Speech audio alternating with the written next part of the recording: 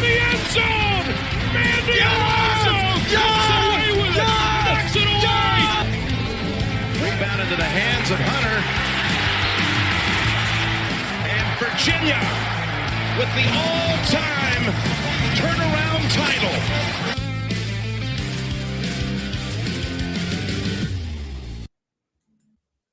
Welcome on into another edition of the Cavalier Connection podcast. I'm your host, Jack Lowe, joined as always by my dad, Jeff Lowe, and Jay Ballard. Tonight we have a very special guest with us from Wahoo's 24/7, the number one reporter in our opinion when it comes to all things UVA, Jacquie Franciulli. How are you doing tonight, Jacquie? I'm doing great. Thanks for having me on, guys.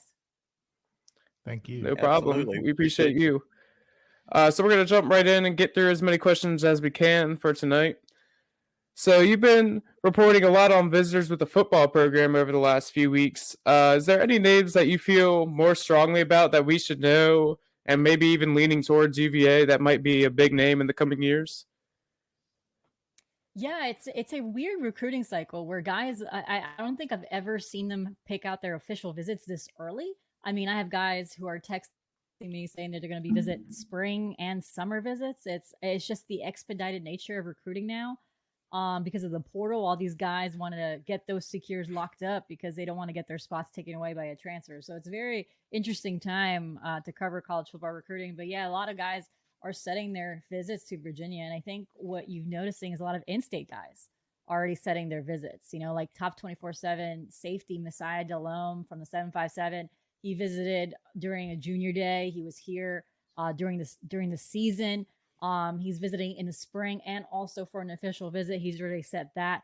I think one of the guys that I think I would probably put a crystal ball in pretty quickly here is probably Sheldon Robinson, a Woodbury Forest DB. I've had him pretty high on my board for Virginia. He's visited a number of times. He was just back on grounds for junior day. The whole staff, I think minus one or two coaches, was at his basketball game at Woodbury Forest.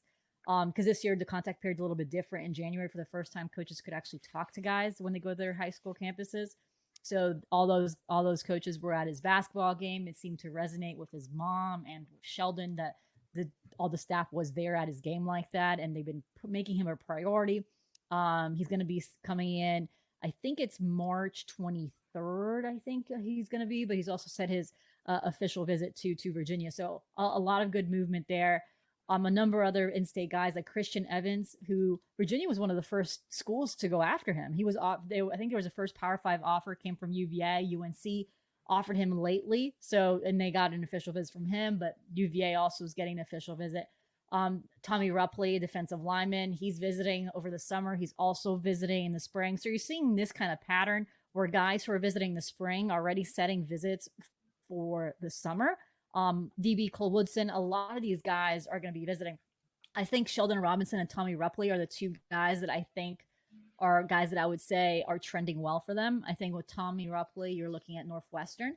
And with Sheldon Robinson, you're looking at Virginia Tech because he grew up watching Virginia Tech. So those are kind of the two guys that I would say Virginia is in a better spot right now.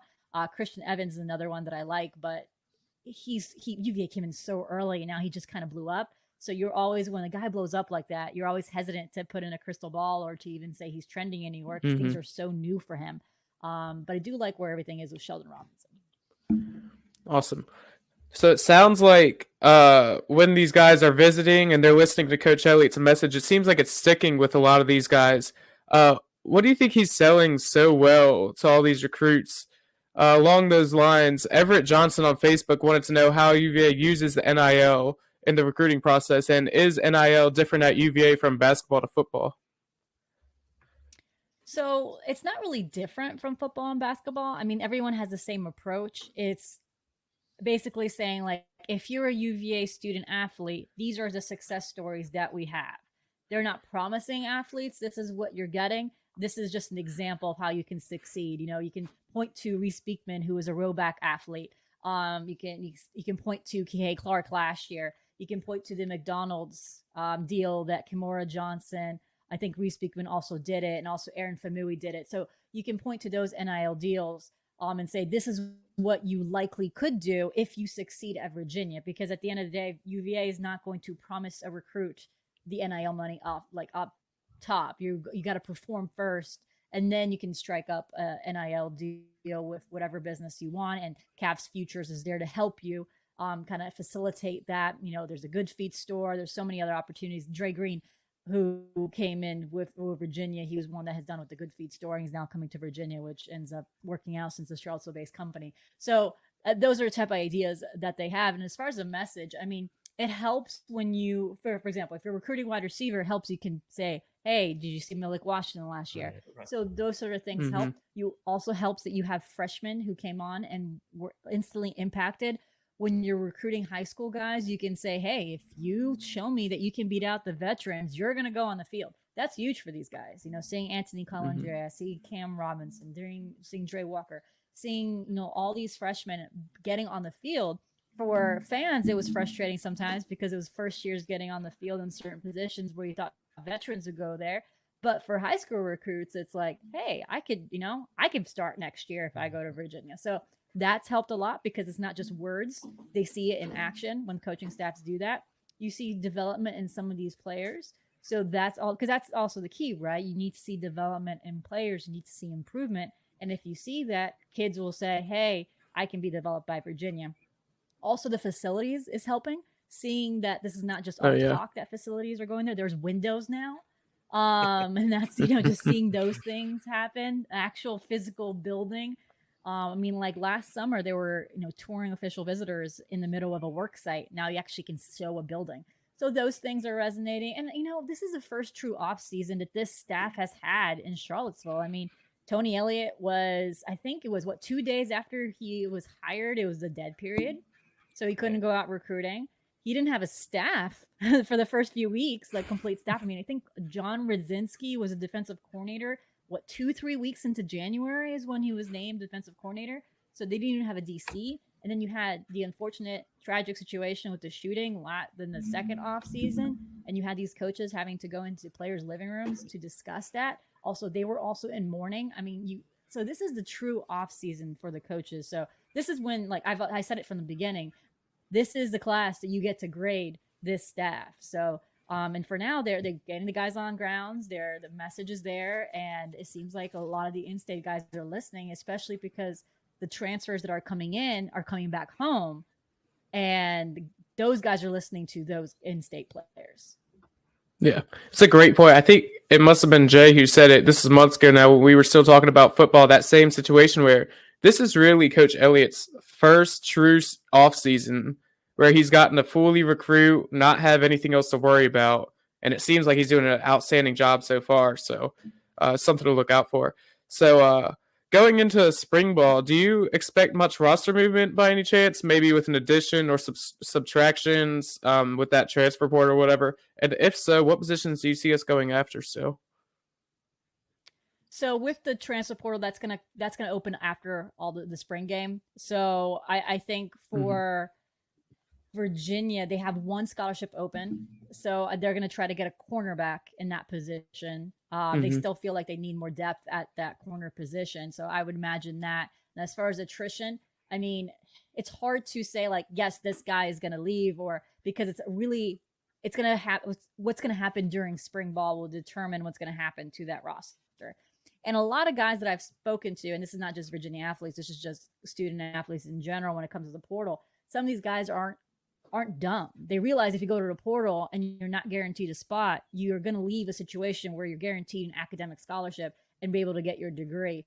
So some of these guys aren't leaving just because they're last in the depth chart. They're waiting for their opportunity to possibly transfer once they get their degree. So that's what I've heard from some student athletes out there who are come to realize that if you go into the portal, you might not have that opportunity anymore.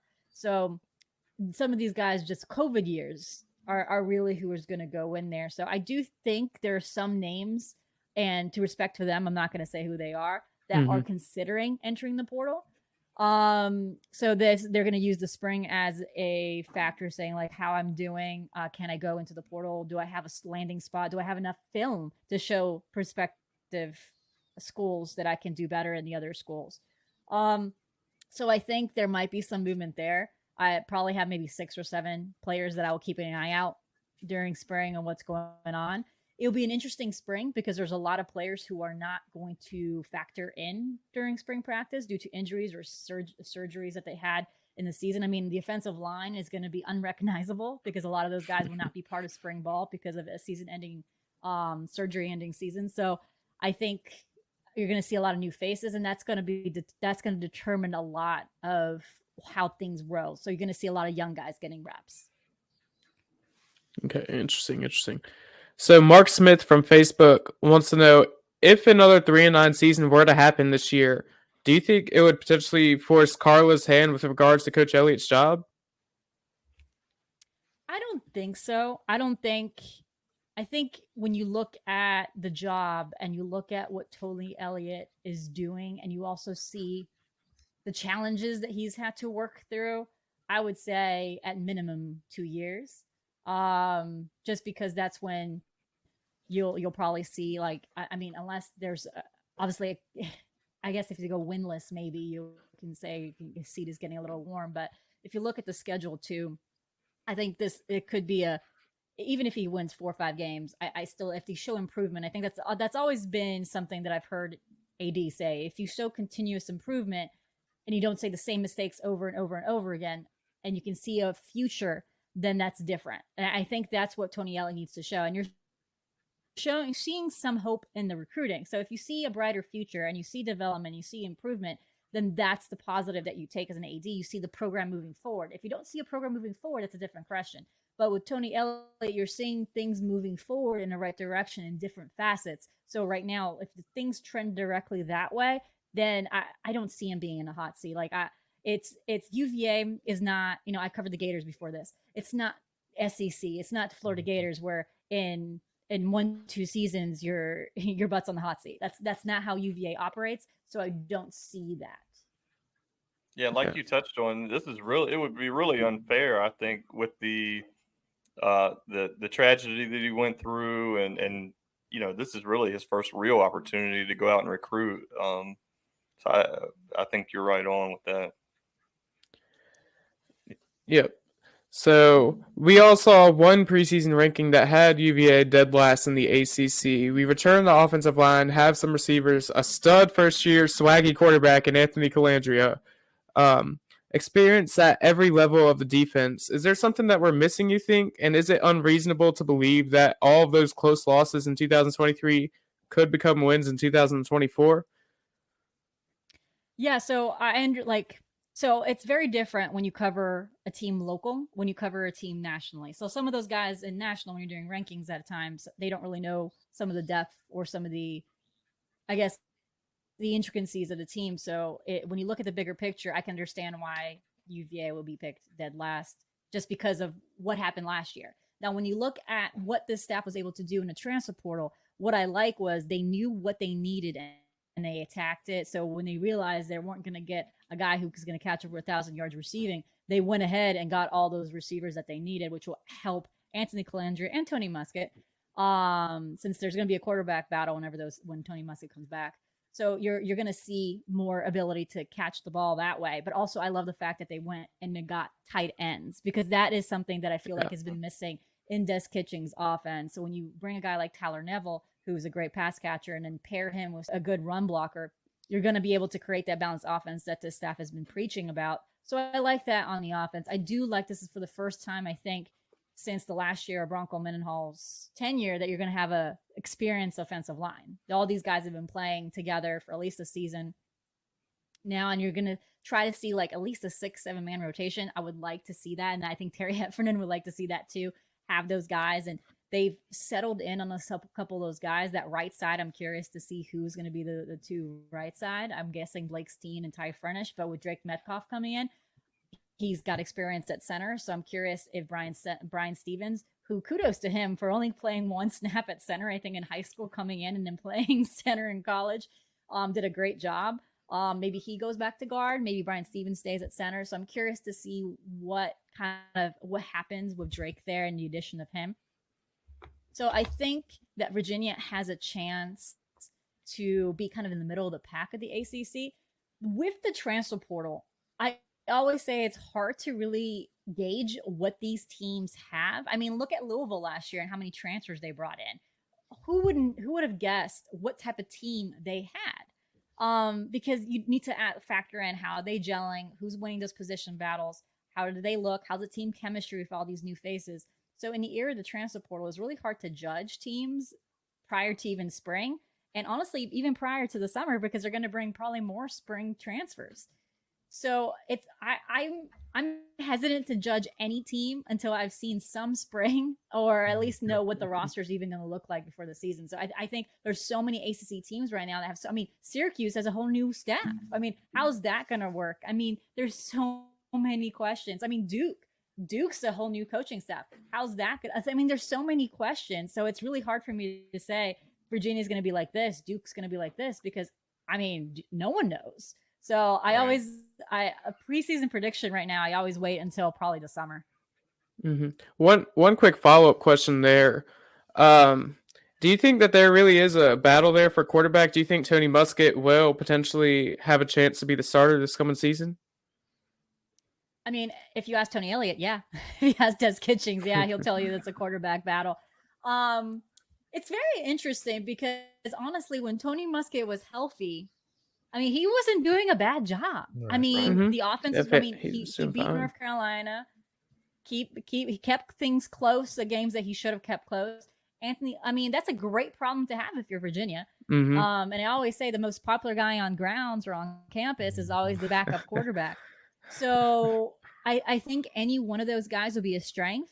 I'm always curious if any coach is ever interested in a 2-quarterback system. I've covered a few coaches that have done that, including Dan Mullen in the Florida Gators, and it's interesting if they ever consider doing that, if they would. I do think they have to have a quarterback battle because both of them have shown that they have a strength at that position and they were able to move the ball pretty well. So you need to have that quarterback position there, especially because both of them have leadership qualities, so they have the respect of the locker room. So I think you're still going to have that position. I think right now you give the job to Anthony Calandria going into spring because Tony Muskett had a shoulder surgery. He's not going to be able to have contact during spring, so you're leaning towards Anthony Calandria early on. But you can't deny that Tony Muskett warrants at least part of the conversation because of what he was able to do. Now, if you talk to, it was interesting when I talked to transfers and you talk to, a guy like Chris Tyree and you talk to Tyler Neville, they always say Anthony Calandria spoke to them during the recruiting process. They always said that, it's going to be fun to catch balls from Anthony Calandria or AC or Ant. So you can kind of make your own assumptions about that. Right. Mm-hmm.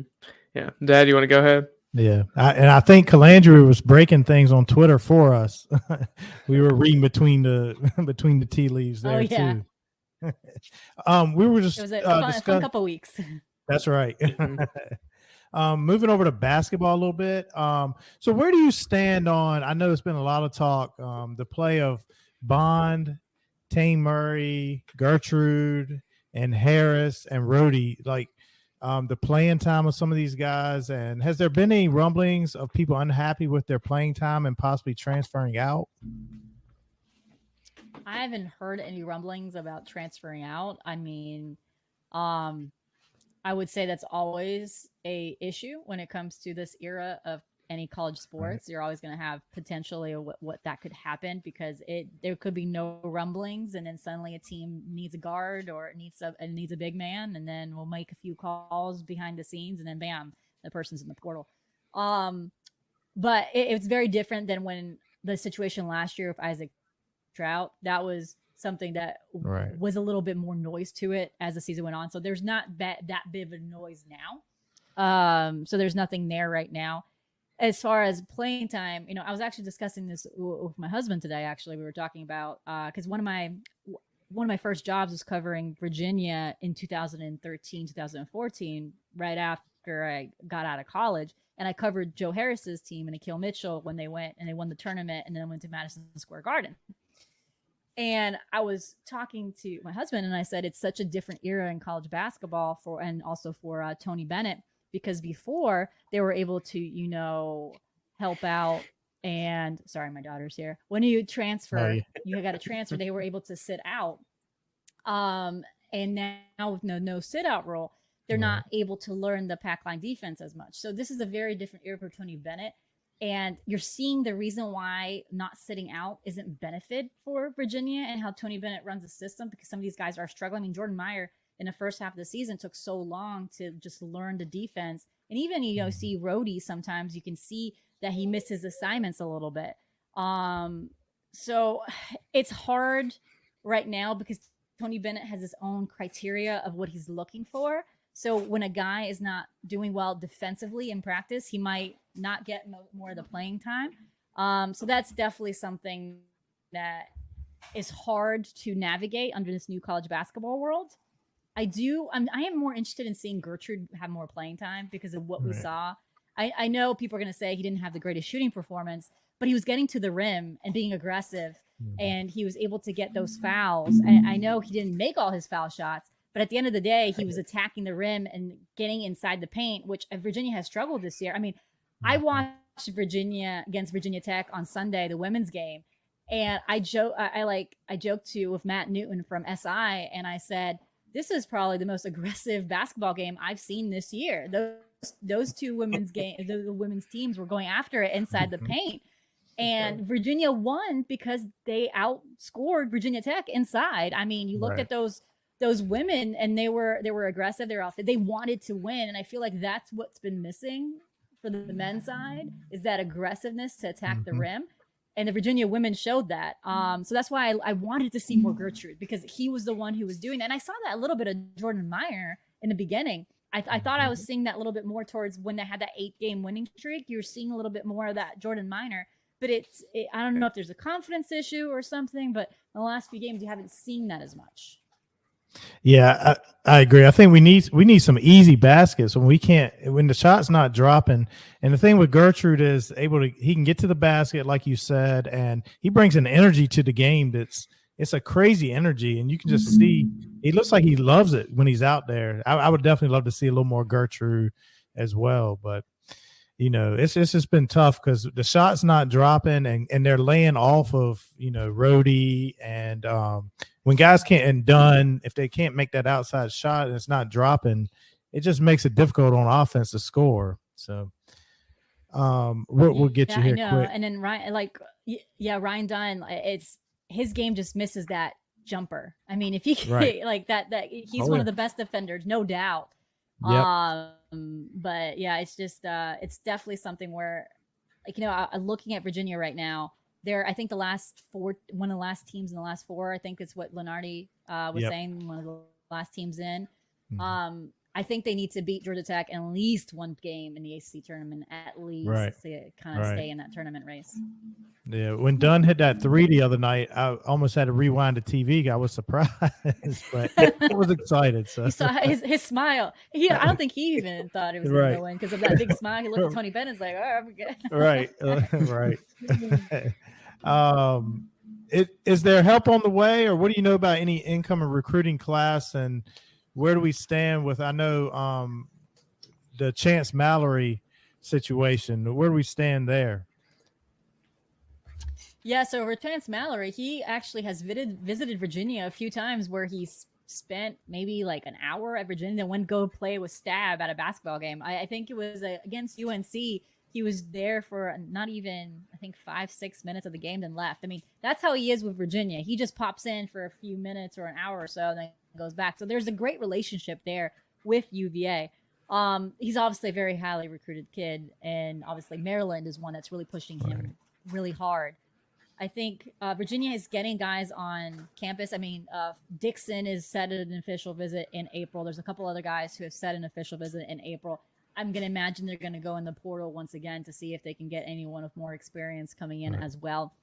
I think Virginia has some good talent coming in. I don't think those guys are going to be ready to contribute right away. It's one of those things where I'm always hesitant to say that those guys are going to be instant impact just because of the way Tony Bennett runs his program and just the way that you have to know the defense. And it's just like, even, Isaac McNeely, who had pack line defense in his high school, even he struggled a little bit early on to learn. So that's definitely something that with French, I don't think that there's an instant impact freshman when it comes to Virginia basketball.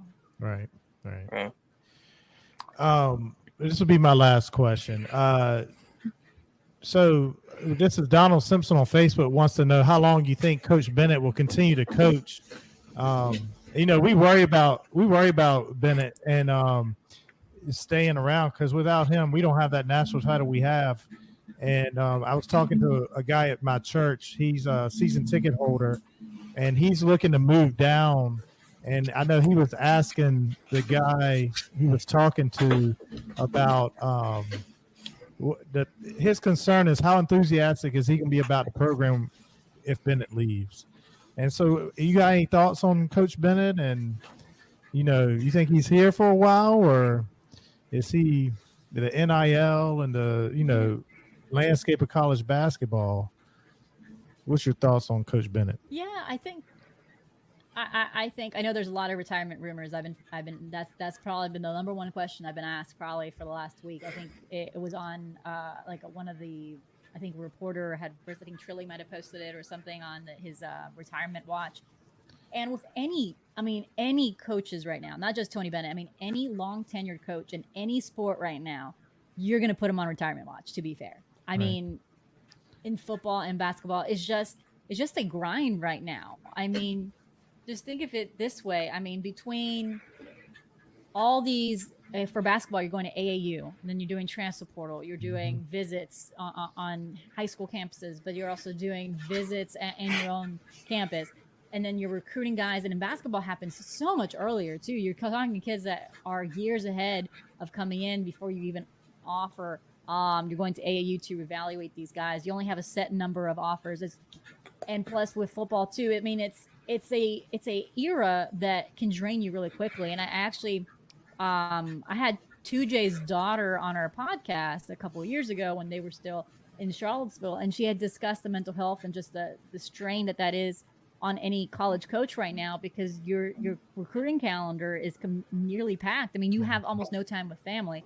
So when you look at Tony Bennett, how long he's been a college coach, you're always thinking, this could be the last year.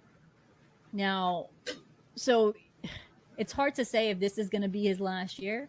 I think that right now he is the coach for Virginia, and it's not like Bronco Mendenhall had a clause in his contract for retirement a year after that he retired. So if he stayed one more year, that was when the retirement clause was going to come in. Tony Bennett does not have that in his clause, in his contract. There's no clause that says retirement.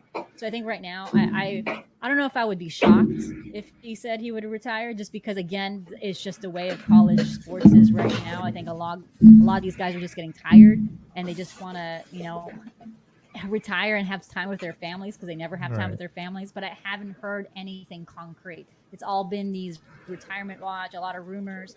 But I don't know if he would retire right now. It's just that is honestly the real thing that's happening around college sports. I mean, I wouldn't be shocked that a lot of these coaches wouldn't be considering it. All right.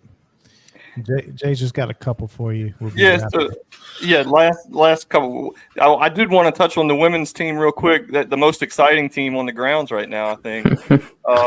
After that win against Virginia Tech, and Coach Mox has really turned the program around. Is there another, maybe not Kamora Johnson level player, but is there another player coming in next year to pair up with her that could take the program to even higher heights and potentially be tournament bound? Well, I think Bree Hurd is a really, really interesting prospect. She's coming from where Coach Mox was previously in Missouri. She's coming in, and I think she's going to be a very good prospect for Virginia. She's actually nominated for the the McDonald's All-American game. So another All-American for Coach Mox. So I think she's going to be a really good asset for them. I'm curious of what they're going to do in a transporter personally, because you're going to miss Cam Taylor and you're going to miss Sam Brunell. So you've got London, who's also leaving. You got Lawson, who's also leaving. So you got a lot of guys inside that won't return next year. So I'm imagining Coach Mox is going to probably hit the portal to gain a little bit more guys there. So that is my worry for Virginia next year. But the only thing is, obviously Mo is doing fantastic right now. She, since the second half of the ACC play, she's just been stupendous, especially against top 20 teams in the country. I mean, look at her. I mean, stats against Florida State. I think she's tied for the most points of any freshman in college basketball. I think she's second in the country for a freshman in assists. I mean, her numbers are fantastic, and she's more confident. She's able to control the game, pace the game. She can score. I mean, she's just been a great asset to Virginia, and she's finally hitting that stride, not getting too overwhelmed by playing ACC and playing college basketball. She's not doing those errors and those turnovers that you saw early on in her game. So that's exciting to see. It's exciting to see Olivia McGee also and how she's developed more defensively. So it's interesting to see her. And Nessa is also another one that is really nice seeing her development. Because Coach Mox had a situation coming into the season where a lot of these women were either hurt, or in the case of Nessa, she was playing for the national team, so she came in a little bit later. So a lot of issues in the first half of the season for this team was because they couldn't figure out their rotations due to injury, or because they weren't just available to play early on for practices. So you saw Coach Mox and her staff playing a little bit more of the lineups early on, trying to figure out what works. It was like she had too many pieces to work with early on. So then she got towards the second half, you saw a more stable starting lineup. And then Sam Burnell was getting healthier as the season went on, so she's able to contribute whenever she can. I mean, Sam Burnell was unlucky with a lot of her injuries during her career, but she was able to provide a great asset. And I mean, she hit the coldest free throw shots there at the end, No doubt, which was kind of poetic for her to secure the win. It was nice seeing Sam Burnell, but you're missing Cam Taylor. That's definitely a loss for them too next year. I think Cam was a great leader for them because she had fight. You saw her aggressiveness against Virginia Tech. So that's where my question is for the women's next year. I do like the trajectory that this team is showing. They are not afraid, and they have that. You always talk about the intangibles, and this team has those intangibles. This team will never stop fighting, which is something that you want from a team, and that they believe in the culture that Coach Mox is bringing. Which is always the biggest battle that a new staff faces, and these women have bought into Coach Mox. So, I think the transporter will be key for Coach Mox for next year. Well, that's awesome. Last question: our host Jack wants your job. What is one piece of information? He's a high school senior. What's one piece of advice you would give a high school senior, kid that wants to get into the business that you're in and covering teams? Yeah, I mean, keep doing what you're doing. I mean, keep doing podcasts, putting your names out there. Networking is probably the best thing that I could give answer to you, because I mean, I think I've only interviewed for 2 jobs in my whole career. My first job and my first 3 jobs. I've never interviewed for a job again, just because it was the way the networking worked. I mean, I started off in local television at CBS 19 in Charlottesville as a news producer. I went in at 11 p.m., stayed till 7 in the morning as an overnight producer, morning sports anchor. That was my first job. Did TV in Pennsylvania. And then my first job recruiting was when Scout was still happening. And I covered Virginia for 2 years before I moved to cover the Gators. And I fell back here at UVA because my first boss that was in Scout ended up moving to 24/7 Sports. I had given my 2 weeks notice for the Gators because I needed to move back to Virginia. And he called me and said, "Hey, we have a job opening covering UVA. Would you like to come back?" And I said, "Yeah, sure." So it's all about networking, because jobs won't be open when they actually are saying it's open. So it's all about networking, always about working on your brand. Make sure you talk to people, reach out. I mean, my first year, I was reaching out to new sports anchors, news anchors, asking them to watch my reel, read my stories. At that point, I was sending them DVDs because we didn't have YouTubes and links at that point, or Dropbox. Right. So I had like DVDs that I burned, and I was sending them off in snail mail, because that's how we did it when I did it. So it's all about networking. So like Jack, just like, if you want, just, talk to me. And if you have any more questions off the air, feel free to message me questions. Just do that. And then honestly, at some point, just this day and age is much easier to get your name up there because you have a blog and you can do your film breakdowns and all that. And we've had a couple kids in 24/7 who have come and interned as high school kids, gone off to college, interned in college, and then eventually become full-time employees. So it's all about networking that way. It's a very fun business. It's hard to get in, but once you're in there, you can kind of stay in there and kind of hop around the jobs. I will say though, the only thing I would say is prepare never to sleep. And prepare Yep. always told him to that. work Monday to Sunday. Monday to Sunday. I mean, my first one of the stories that I'll leave with this is that I was on I-64 and I was heading home. It was probably like 10 o'clock at night, and I had to pull over on the emergency lane because I had a text from a kid saying, I'm about to commit to Virginia in about an hour. And I was like it's 11 o'clock at night, man. What are you doing? I'm like, but he was about to commit. So I pulled over, got my phone. And at that point, there wasn't a recording app that allowed you to record your call recorder. So I had my camera with me, luckily, because I think I was coming back from a UVA basketball game. Got it up, recorded the audio on the side of 64, and then pulled over on the actual exit and wrote the story on my laptop using my phone as a hotspot. So that is the business that you're trying to crack into. That's Got that incredible. story up first. Well, Jackie, Yeah. I just want to say thanks again. I told you this off the camera, but we love your work. We think you're the top of the tops for UVA coverage, and we really appreciate you. If you want to tell the people where they can find you, and then we'll get you out of here. Yeah, sure. So yeah, I'm on Wahoo's 24/7. It's the Virginia site on 24/7 Sports. So you can find my work there. I'm also on Twitter at Jacquie Fran _ Jackie is spelled differently. I'm sorry. It's JACQUIE. So I also have a podcast called Good Old Podcast that you can find on anywhere you listen to your podcast, and also on YouTube. So I appreciate you guys having me on tonight. And I'm sorry if you heard my daughter. She really wanted to feed our cat today because my office is also where my cat has his food, and she came in here because it's her chore, and she's like, I gotta feed the cat. I was like, go feed the cat. The cat has been fed. She's got her star, guys, so it's okay. Oh, great. Awesome. That's awesome. Well, thanks for coming. Yeah. Thank you. Thanks for your Yes, we time. appreciate Thank it. you, everybody. Yeah. Yep. Have a good Great night. evening. Have a good night.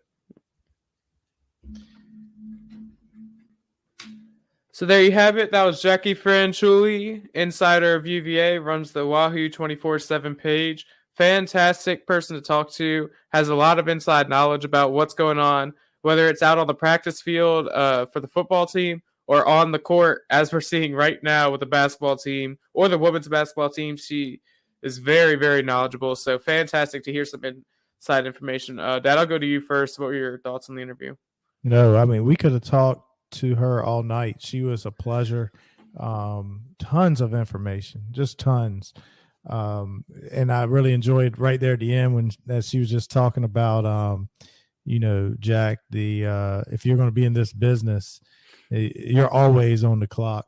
When you got to break a story at 11 o'clock at night on the side of Interstate 64, and then you write in your story, you get off on the exit, sit in a parking lot and write your story.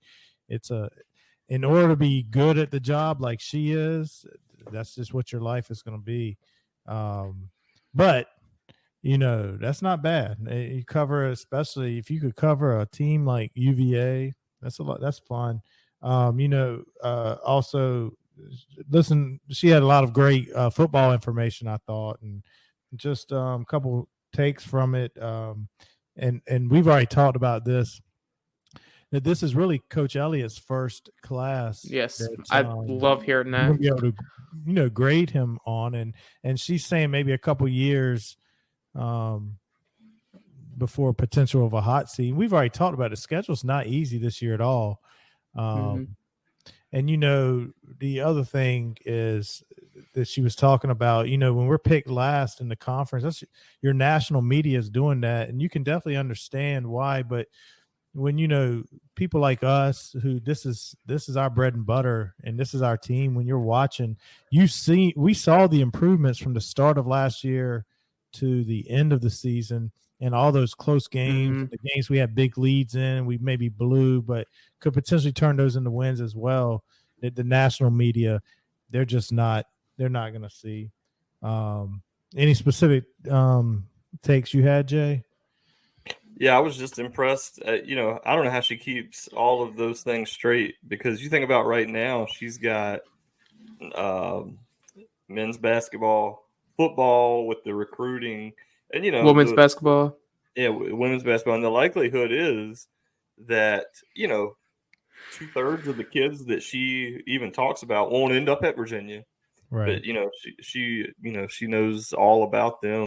listen to her podcast, the Good Old Podcast. I really enjoy that. So I would encourage everybody out there who's listening to us to go subscribe to that as well. And Yeah. Well, transitioning here to basketball, we would have covered Duke at all last week. I mean, Jad, you want to cover anything with that? Yeah, well, I mean, the Duke game was just tough. I didn't have a good feeling about the game. I didn't expect to lose like that. I think, Duke could have potentially, probably, if they wanted, put 100 on the board. Shire was pretty nice to us because they really could have put it to us even more than they did. I'm looking at, and just a couple quick thoughts from the game, because like Jack said, it wasn't too thrilling. Beekman, once again, 18 points for him and 6 rebounds, 7 assists. So stuff it. I mean, it's in a game where we were never in the game. I'm surprised some other guys like a Gertrude, he played 4 minutes. A Leon Bond played 2. You might as well throw those guys out there and avoid injury. It kind of stinks. This is Beekman's senior season, and for this thing to look like it's ending like this, that's just tough, because Beekman's been a really good player for this program. Gosh, I wish he had the Kie Clark in him and had another year of eligibility. He actually could come back. He probably could. He has a COVID year, but there's no way he will. No, I don't see that either. So the talent gap to me is the story. The game, winning and losing, it was never in doubt. And in the scoring prediction, I had Duke 72-52, and it wasn't too far off. But like you said, Jeff, that could have been 85-48 or something. That they really took their foot off the gas pedal a little bit. But it's the talent gap, the size of the athletes, the speed of the athletes. I mean, I honestly believe we could play Duke at Duke 10 times and not win one. Or do you think if they play that game in Virginia, maybe not even a win, do you think they keep it at least within 9-ish points at least? I would say it's no closer than, Carolina was a ball game, but we always play Carolina tough. And football and basketball. Carolina just doesn't. Carolina to me is a better team than Duke, but Duke has a higher ceiling, and UVA cannot match. That ceiling is just so much higher than what UVA is capable of athletically. It really truly comes down to they're just bigger and better and faster and stronger and everything else that you want to be as an athlete. It's not even. That was like a JV team versus a varsity team. And you're talking about a team that I still think if I was going to bet, I would bet on Virginia to make the tournament. And I think I saw we were plus 150. So Vegas doesn't think we're going to make it. We were we were down the line a little bit on Vegas's spreads to make the tournament. Yeah. And I'm not sure why, because I think consensus would be we beat Georgia Tech. That's not a gimme. That is not a gimme at all. That's a gimme. Oh, come on, Jack. I know y'all disagree. We talked about this last week. You can't score 50 points. You can't. A gimme wouldn't be against Phoebus High School. You can't score the basketball. All right, Jay. You got to keep things realistic. First of all, not in 10 games is Phoebus High School beating Virginia at all. That's an exaggeration. Of course. Go ahead, Dad. What were you going to say real quick? Well, a couple things. I think the reason for us beat Georgia Tech, and I don't know if we get in, I think it's just the eye test. The eye test tells you at this time of the year, the way we're playing. When we're doing this earlier in the year, if you see the improvements, but the way we're playing right now, this is backdooring in. I'm looking at the stats too, and this has really surprised me. Duke only hit 6 threes. I felt like they hit like 16 threes every time. And they only shot 31% from the 3. They just didn't need to. Right. But if you tell me going into a game with Duke that they only hit 6 threes. I'm like, oh, we might have, I don't say we lost by 25 points. Right. And the way we lost too. No, they didn't need to shoot the threes, but it felt like they were shooting a lot more and making a lot more threes in that game. Yeah. So I what do feel bad for Beekman, like you said, because this guy came in the year after the national championship, and the program has simply not been the same since we won it. And it brings up a debate of, did Virginia and Coach Bennett just hit a run of recruits over about a 7-year period where they just hit on everybody, and every 3-star guy that we got turned into a 4 or 5-star talent. And yeah, Coach Bennett is a great coach, no question about it. But I mean, look at the NBA players that he had. This roster, Ryan Dunn is an NBA player, so they say. So they say. And Reese Beekman is an NBA player.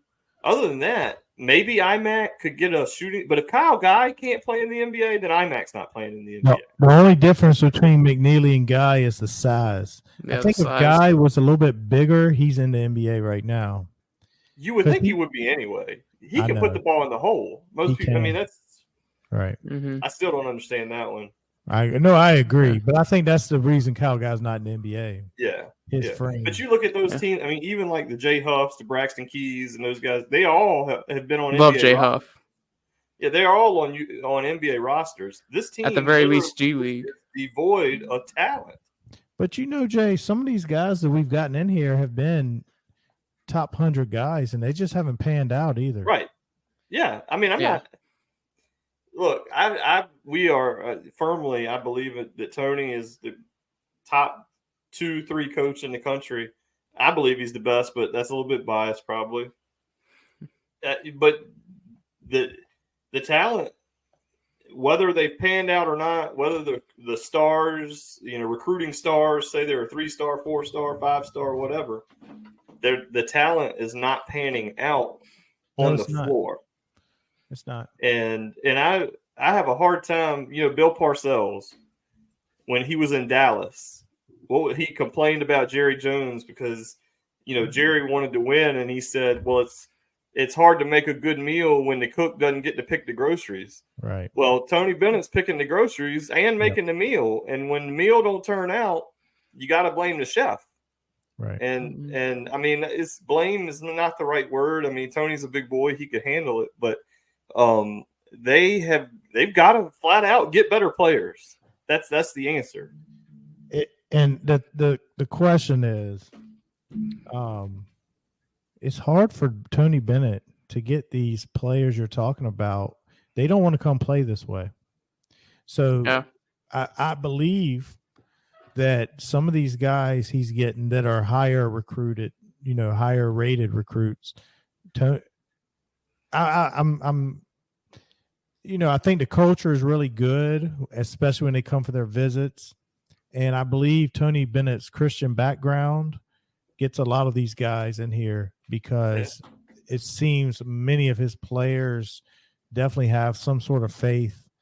And I think that's another something that's unique with our program versus others that attracts some of these maybe top 100 guys.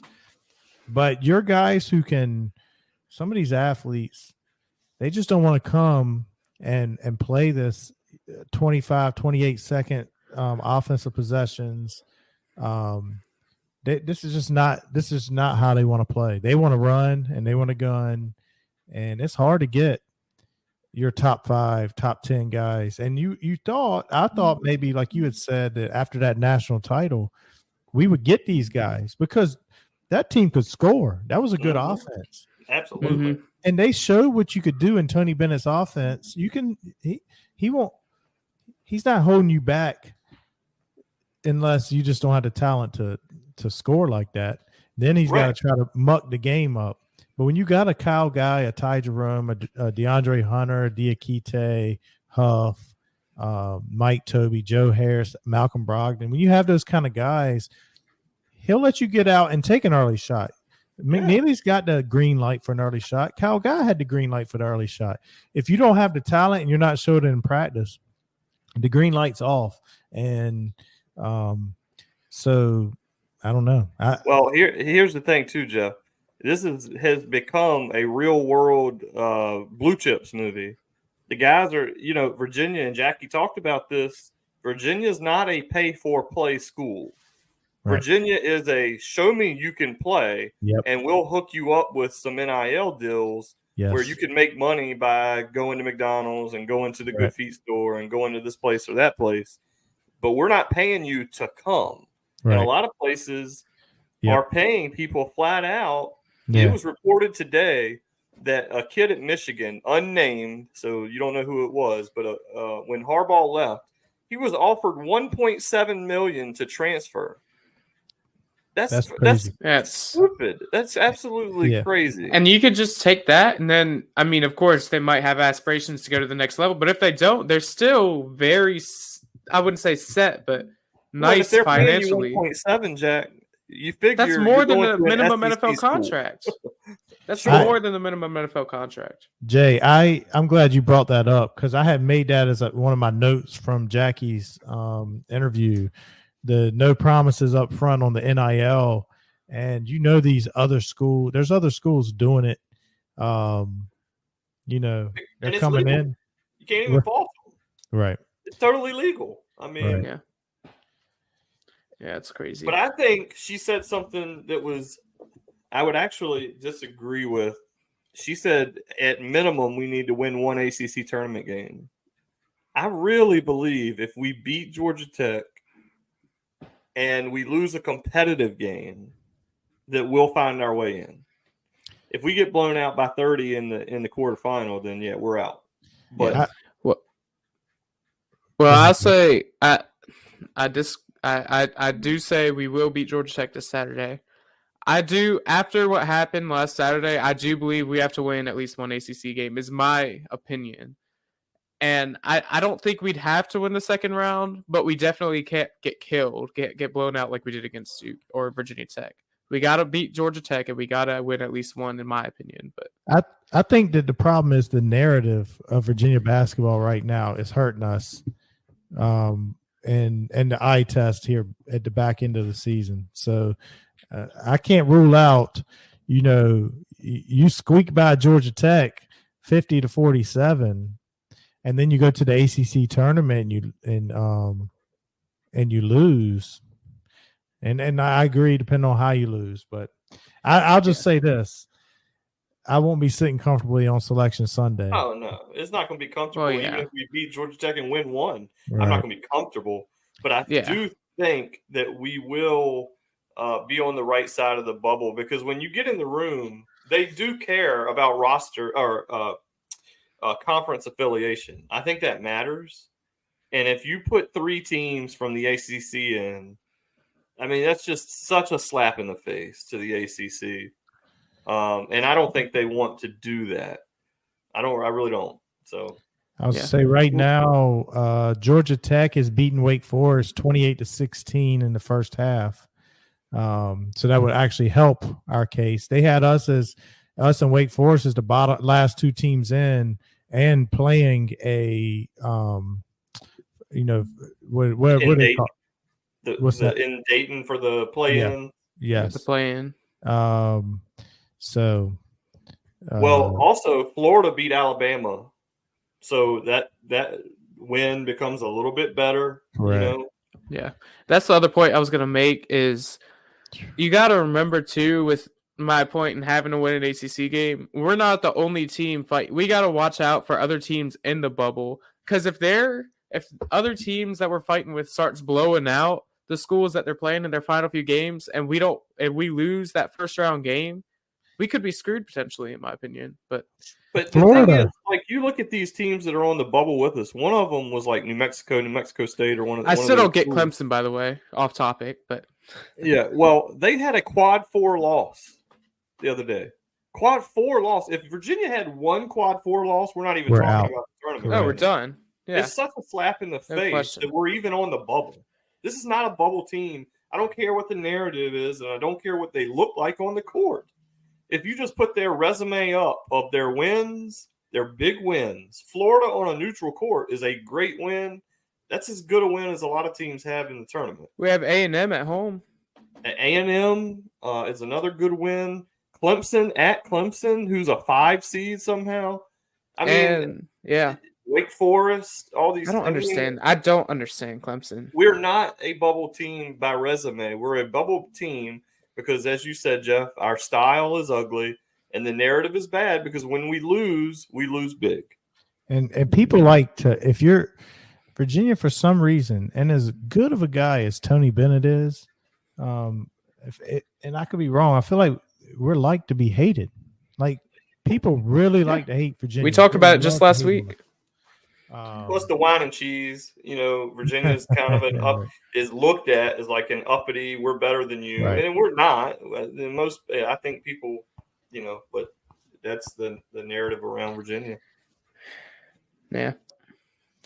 Yeah. What do y'all got? Y'all got any final score predictions for Saturday? Go ahead, Jay. You gotta think about it. I gotta think about it a little bit. I'll give mine. Then if y'all have one in the next few seconds, if you want. Go ahead. I got mine for Twitter. Okay. Well, I'll go ahead and share mine. As the people know, as I've already said multiple times, I believe UVA will win this game.